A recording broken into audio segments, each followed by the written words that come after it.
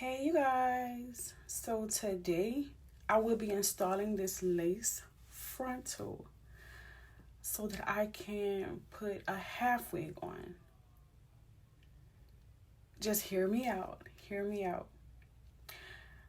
My forehead is really fucking huge, as you can see, and my edges are a little on the thinner side from wearing wigs from over the years. So I figured I could put this frontal on and then put the half wigs on. Because I have 3 half wigs to install, y'all. How did that happen? How? And it's literally the same fucking half wig.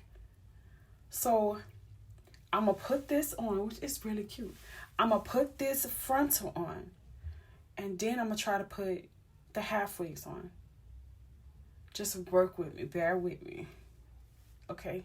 Bear with me. Let me work my magic.